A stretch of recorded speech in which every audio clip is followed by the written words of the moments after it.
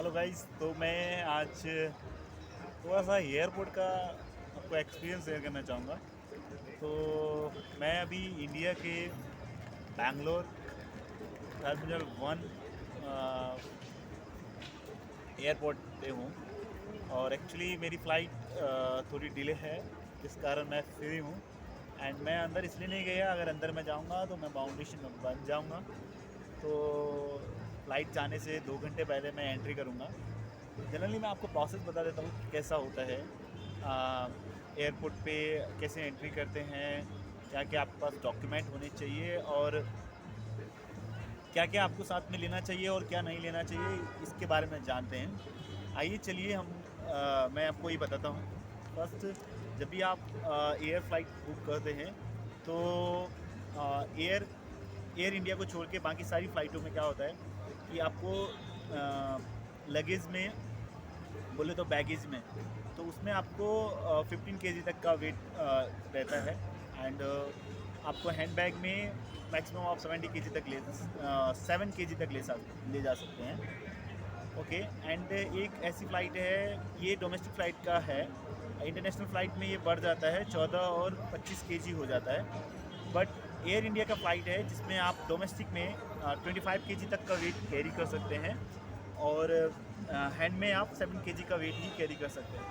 तो ये तो रहा कि आप क्या वेट कैरी कर सकते हैं। इसके अलावा ये तो टिकट बुक करते समय आपको ध्यान रखना पड़ेगा। एंड टिकट जब आप बुक करेंगे तो वहाँ पे कभी कभी माइल्स का भी ऑप्शन देता है कि आप क्या खाना चाहते हैं। देन कभी वो 3 ऑप्शन देगा, वो आपको फ्री ऑफ कॉस्ट रहता है, तो आप वो चॉइस कर सकते हैं। मैक्सिमम आपको लंच टाइम या ब्रेकफास्ट टाइम या डिनर टाइम में अगर फ़्लाइट बुक करते हैं तो उस टाइम में आपको वो पैकेज देता है। वो जनरली उसके लिए आपको चार्ज देना पड़ता है, बट आपको किसी किसी फ़्लाइट में वो फ्री ऑफ कॉस्ट भी मिलता है। ओके। एंड देन आप टिकट बुक कर लेते हैं। टिकट बुक करने के बाद आपको 2 घंटे पहले, 2-3 घंटे पहले आपको चेक इन करना पड़ता है। चेक इन करने से आपको एक बोर्डिंग पास मिल जाता है। बोर्डिंग पास के थ्रू आप एंट्री कर सकते हैं। आपको फ़्लाइट किधर से डिपार्चर हो रहा है वो आपको गेट नंबर दे देता है। ओके। तो आप उस गेट में एंट्री करते हैं। एंड जब भी आप एयरपोर्ट पे आते हैं, टर्मिनल पे जब डिपार्चर गेट पे जाते हैं, तो डिपार्चर गेट पे आपको सिक्योरिटी मिलता है। सिक्योरिटी आपसे कुछ डॉक्यूमेंट्स मांगता है जो आपके पास जनरली होना चाहिए। तो फर्स्ट तो आपके पास एक अपना आइडेंटिटी प्रूफ होना चाहिए। आइडेंटिटी प्रूफ में आपके पास आधार कार्ड चलेगा, पैन कार्ड नहीं चलेगा। जिसमें एड्रेस प्रूफ होगा वही आपको चलना होगा। आधार कार्ड चलेगा, डीएल चलेगा, या पासपोर्ट आपका चलेगा। ओके। एंड सेकेंड डॉक्यूमेंट, आपके पास टिकट होना चाहिए। टिकट में आपके पास बोर्डिंग पास होगा तो और बेटर है, नहीं है तो आप नॉर्मली बुकिंग टिकट भी दिखा सकते हैं। चेक इन बोर्डिंग पास आपको रखना चाहिए, बिकॉज चेक इन आपको 3 घंटे पहले करना चाहिए। अगर आप 3 घंटे पहले नहीं करते हैं तो फिर आपको काउंटर से करना पड़ेगा, और काउंटर से करने पे आपको एक्स्ट्रा पे करना पड़ सकता है। उसके लिए बहुत ज़्यादा वो चार्ज करते हैं, इसके लिए आप पहले से पे करें। देन आप टिकट दिखाएंगे एंड आइडेंटिटी कार्ड दिखाएंगे, आपको एंट्री मिल जाएगा। एक बार ही आप जब एयरपोर्ट के अंदर चेकिंग के बाद आप एंट्री कर देते हैं तो आप वापस नहीं आ सकते हैं। एंड उसके बाद अंदर आपको अगर आपके पास एक लगेज है, लगेज आपका 7 kg से ज़्यादा है, तो आपको लगेज में देना पड़ेगा। लगेज में देने के लिए किसी किसी में लाइन लगाना पड़ता है, किसी में डायरेक्टली चले जाते हैं। एंड तो आप उसमें लाइन लगाते हैं। लाइन में आपको, जैसे मैंने बताया कि एयर इंडिया में आपको 25 kg तक का है। बाकी सभी फ़्लाइटों में आपको डोमेस्टिक में 15 kg तक का ही है। अगर 15 kg से ज़्यादा होता है तो पर केजी आपको 500 रुपीज़ चार्ज करती है एयरलाइंस। एंड आपको पर केजी 500 रुपये देना पड़ेगा। तो इसके लिए ध्यान रखें कि आप जब भी बैग लें तो 15 से नीचे होना चाहिए। आधा 1 kg ऊपर नीचे चलता है, इतना वो लोग मैनेज कर देते हैं, बट इससे ज़्यादा वो लोग नहीं करेंगे। एंड देन आप लगेज में बैग दे देते हैं। फिर आपके पास हैंड बैग होता है। हैंड बैग में आपको ध्यान रखना है कि कोई भी शार्पनेस चीज़ आपके पास नहीं होना चाहिए, जैसे नेल कटर, नाइफ्स, या कोई भी लिक्कर नहीं होना चाहिए। लिक्कर में आपको बस 100 ml तक, 1000 ml तक ही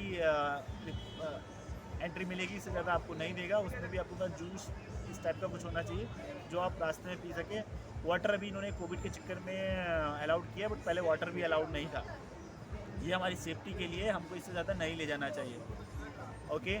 एंड फूड में आप खाने के लिए कुछ भी ले जा सकते हैं, कोई प्रॉब्लम नहीं है, बट वो खुला हुआ नहीं होना चाहिए, पैक्ड होना चाहिए।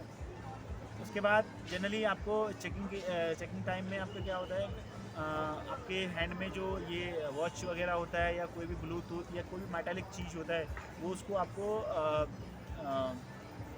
ट्रे में रखना पड़ता है, जिससे कि वो चेक इन होता है। उसको एक्सरे करते हैं, एक्सरे में वो पता चलता है कि आपके पास क्या वो कुछ सेंसिटिव चीज़ तो नहीं है जो नहीं ले जाना चाहिए आपको। वो चेक करके वेरीफाई करते हैं। ध्यान रखें कि आप कुछ भी ऐसा चीज़ ना ले जाएं जो एयरलाइंस में मना किया है ले जाने को। ओके। एंड उसके बाद आप चेकिंग कर देते हैं, देन आपका एंट्री होता है डिपार्चर गेट पे, जहाँ से आपको फ़्लाइट के लिए गेट में एंट्री करना है। तो नॉर्मली क्या होता है कि उस गेट में आपको 1 घंटे पहले एंटर करना पड़ता है। 1 घंटे पहले एंटर करने के लिए आपको प्रॉपर ध्यान देना पड़ेगा आपको डिस्प्ले पे क्या आ रहा है। डिस्प्ले पे आपको अपना फ़्लाइट का देखना है एंड पूछ के आना है। आपको अपने डिपार्चर गेट पे 1 घंटे पहले पहुंच जाना चाहिए। ओके। एंड देन उसके बाद आपका एंट्री होता है। एंट्री होने पे उसमें आपका स्कैन किया जाता है टिकट या बोर्डिंग पास। एंड उसके बाद आपका आगे गेट पे भी एक बार चेक होता है, वेरीफाई होता है, दैन वो क्लियर हो जाता है। दैन क्लियर होने के बाद आप एंट्री कर सकते हैं। एंट्री करने के बाद अपनी सीट देख सकते हैं, आपका 1 2 3 4 उसमें ABCDEFGH तक रहता है। विंडो सीट में आप देख सकते हैं जैसा भी आपका सीट है वो आप अपना सीट स्विच कर सकते हैं। तो ये तो रहता है आपका टिकट बुकिंग से लेके एयरलाइंस तक।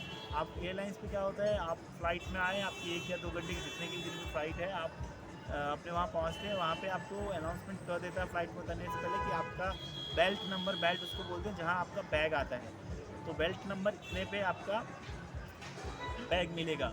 तो आपको वहाँ जाके वेट करना पड़ेगा, आपका बैग ऑटोमेटिकली वहाँ आ जाएगा और अपना बैग आप उठा के फिर इजीली आ सकते हैं। एक बारी जब आप बाहर आ जाते हैं तो फिर दोबारा अंदर नहीं जा सकते हैं।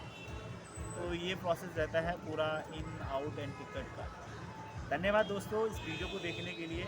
वीडियो अच्छा लगा है तो लाइक ज़रूर करिएगा, सब्सक्राइब करिएगा और शेयर करिएगा। आपको और क्या जानना है मुझे बताएं। मैं इस सीरीज़ में आपको ट्रैवलिंग के बारे में बताने वाला हूँ कि ट्रैवलिंग में क्या क्या दिक्कतें आती हैं, क्या क्या करना चाहिए, क्या नहीं करना चाहिए, जो करना चाहिए। तो ये सब बताने के लिए मैं बैठा हूँ। धन्यवाद।